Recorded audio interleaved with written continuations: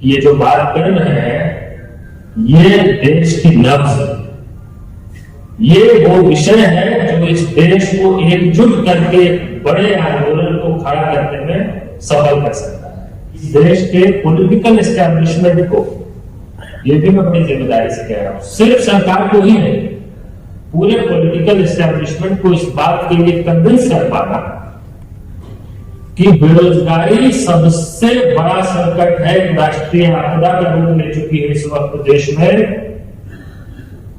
उस बड़े वर्ग के लिए जो भारत की जनसंख्या का लगभग 70% है, अंडर 35, उसमें एक बड़ा सेक्शन है जो इस अवसाद में जा चुका है, इस डिप्रेशन में है।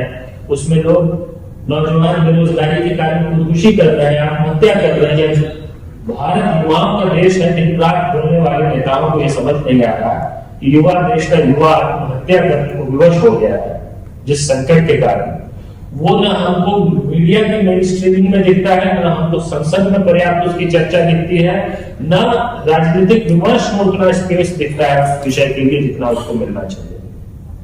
तो इसलिए आप पर, हम सब पर बहुत बड़ी जिम्मेदारी है, हमारा दायित्व बहुत बड़ा है। हमारा दायित्व इसलिए भी बड़ा है कि जब हम रोजगार की बात करते हैं तो सिर्फ नौकरी और लाइवलीहुड की बात नहीं कर रहे हैं। असल में हमारा मानना है कि रोजगार की बात करने वाले लोग असल में पूरे विकास की अवधारणा की बात कर रहे हैं। ये जो यमुना के साथ हुआ ये भी कहीं ना कहीं लिंक है उस पूरे, जिस दिन हम उस मॉडल के बारे में सोचेंगे ना, वो मॉडल क्या हो जिसमें रोजगार हो, और जब वो इंटीग्रेटेड मॉडल हम तैयार कर सकेंगे। आइसोलेटेड कुछ नहीं होता है आज के समय में, कुछ भी डिस्कनेक्टेड नहीं है एक दूसरे से।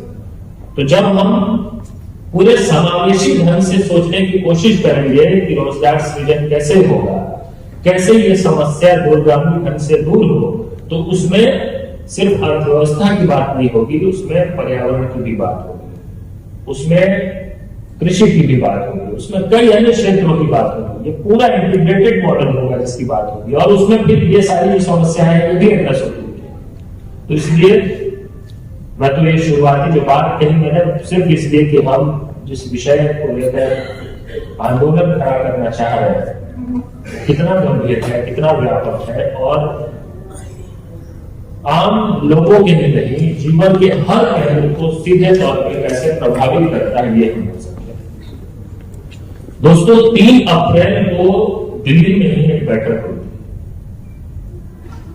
आपको पता है वो बैठक एक मायने में ऐतिहासिक थी, और वो आज ऐतिहासिक बोलने से शायद ऐतिहासिक न लगता हो, और ऊपर से ऐतिहासिक शब्द का महत्व जब इतना घटा दिया गया है क्योंकि रोज कुछ ना कुछ सरकार ऐतिहासिक कर देती है। साहब कुछ करते हैं तो ऐतिहासिक ही होता है, तो हम लोग को अब ऐतिहासिक बोलने के बाद भी कुछ सोचना पड़ जाता है कि ये हमने क्या कर दिया।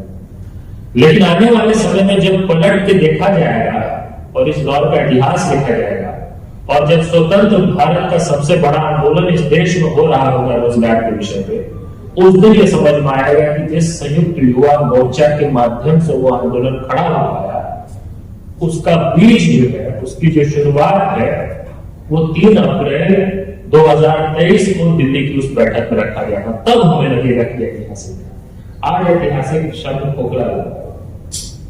तो इसलिए वो ऐतिहासिक बैठक हुई 3 अप्रैल को ISIL में,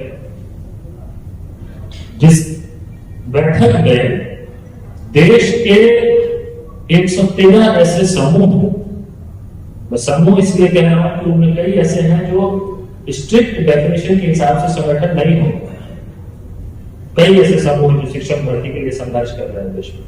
उन्होंने कोई रजिस्टर्ड ऑर्गेनाइजेशन नहीं बनाया, लेकिन वो किसी रजिस्टर्ड ऑर्गेनाइजेशन से ज्यादा ऊर्जा रखते हैं। कई ऐसे समूह हैं जो अलग अलग तरह की भर्तियों के लिए संघर्ष कर रहे हैं। कई ऐसे समूह हैं जो किसी विभाग में ठेका प्रथा के खिलाफ संघर्ष कर रहे हैं। उन्होंने कोई रजिस्टर्ड ऑर्गेनाइजेशन नहीं बनाया, लेकिन किसी रजिस्टर्ड ऑर्गेनाइजेशन से ज्यादा ऊर्जा, ज्यादा डायनेमिज्म रखते हैं। तो ऐसे लगभग 100 से ज्यादा संगठन समूह एकत्रित हुए, और 113 समूहों के नेतृत्व में एक एजेंडा पर आम सहमति बन गई। वो 4 बिंदु का एजेंडा है, ये पढ़ना आपके पास है, इस पर वो एजेंडा लिखा हुआ। तो मैं इसको अपने संबोधन में दोबारा रिपीट नहीं करूंगा, क्योंकि धीरे धीरे कई लोग आने वाले हैं, कई वक्ता होंगे, कई लोगों की बात आएगी, इसीलिए रेपिटेटिव बात ना हो उस कारण से। और आपके पास ये पन्ना है, इसमें आप देखिए वो 4 बिंदु हैं जिस एजेंडा पे 113 समूहों ने एक सामूहिक साझा संघर्ष का प्रण लिया, एक रिजॉल्व लिया।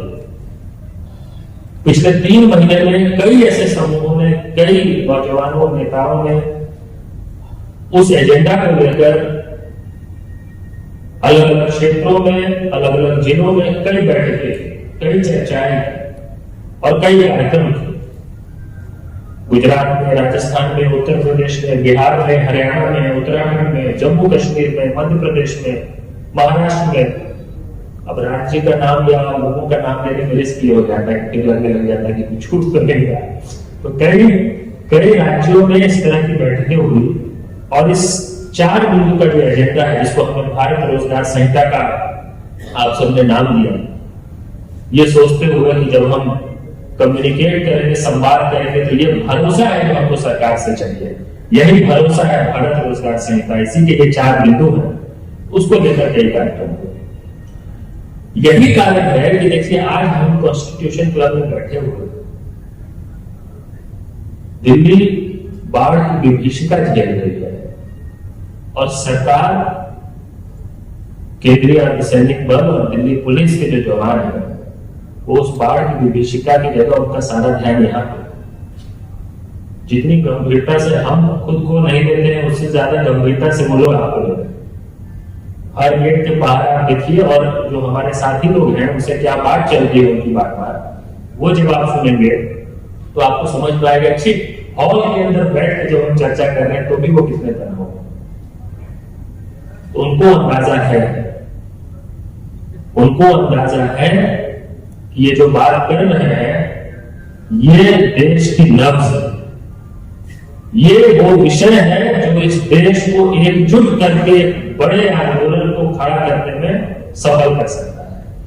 ये वो विषय है जो जाति धर्म के दायरे से ऊपर उठा के हर नौजवान को, नवयुवती को एक भारतीय के तौर पे अपने बेहतर भविष्य के लिए संघर्ष कराने की क्षमता रखता है, और जिसको वो शायद बांट नहीं पाएंगे, क्योंकि वो हर तरह के आंदोलन को कर देते हैं, धर्म के नाम पे, जात के नाम पे, भाषा के नाम पे।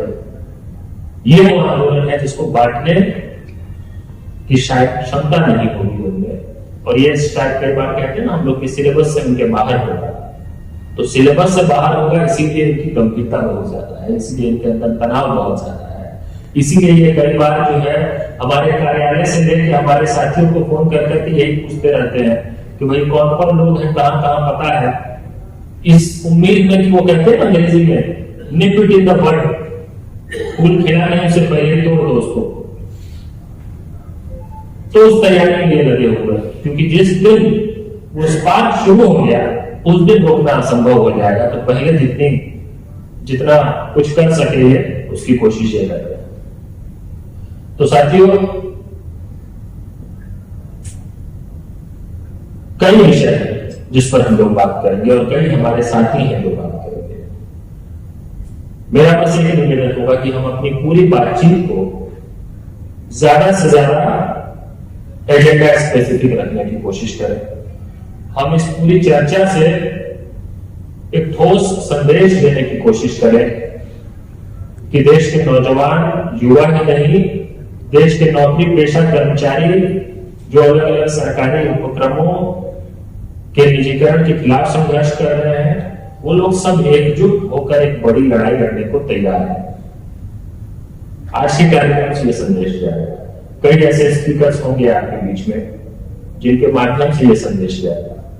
तो आज हमको एक व्यापक संदेश देना है पूरे देश को, देश के पॉलिटिकल एस्टैब्लिशमेंट को, कि राजनीतिक दल अगर गंभीर नहीं है तो नागरिक समूह गंभीर है, नौजवान गंभीर है। वो उनको फोर्स करेंगे कि आप हमारे साथ हो रहे खिलवाड़ के सवाल को हल्के में नहीं ले सकते।